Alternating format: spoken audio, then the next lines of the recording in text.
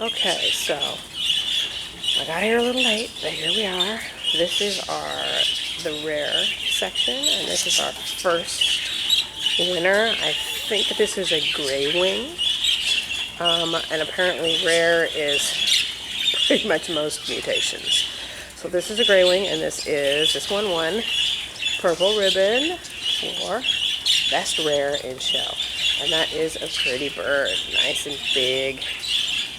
And he's got nice little spots across him, gray wings. Okay, so this is the gray wing. That means that,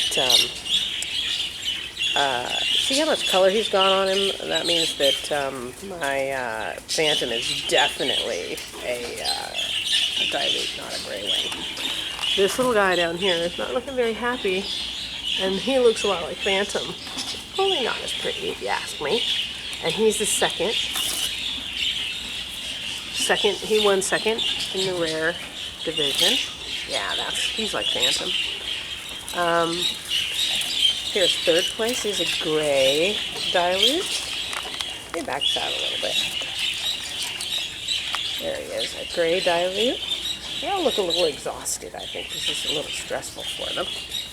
And this one's another one like phantom, a green dilute. He's got a little more color than phantom does, though. It's darker cheek spots, but there's going to be variation among all the birds. So look at this pretty little. This is a double factor dominant pied.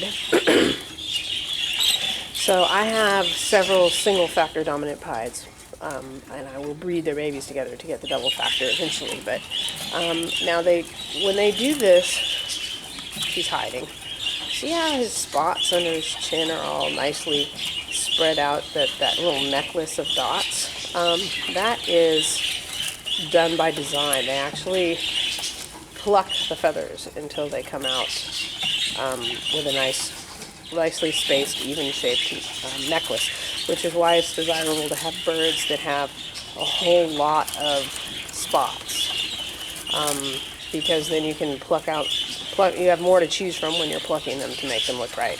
I'm terrified of the idea of plucking my poor bird's feathers, but apparently that's how they do it. There's another, that's a gray-green. I don't know why they're saying he's a rare. It looks like he's a dilute gray-green, I think. Yeah. Okay. And this is another pied. This one looks to me like a clear flight pied. See, it looks like his mask goes all the way down onto his chest, but it doesn't. That's actually a pied marking underneath his mask. And it goes around, he has a necklace that goes around the back. He has the pied mark on the back of his head. And the clear flights, that's pied. See, this guy, can we see his pied mark? He's very active. Yeah, you can see his pied mark, but it's kind of hard to tell with the double factor dominant pieds because they lose so much of their color patterning that it's hard to tell what's a pied mark and what isn't. So there's a nice little, I don't know, this might be a Texas clear body. It looks like it. So that's a pretty bird. This little guy is another dilute, very pretty, a gray. That's a striking bird. And he was 10th best rare in show. And best rare hen in show. Oh, this is a girl. Look at that. This guy's going crazy. I don't know what he is yet. This one here, I think it might be a fallow, but I can't really tell because the light is not great. This one is definitely a fallow, and this is a gorgeous little bird. They're sleeping. They're tired. The showing thing just kind of freaks them out a bit, I think. Okay, so that is, let me back up a little bit. Those are the rares, and they've got places and all that kind of thing. Okay, let's go look at another category.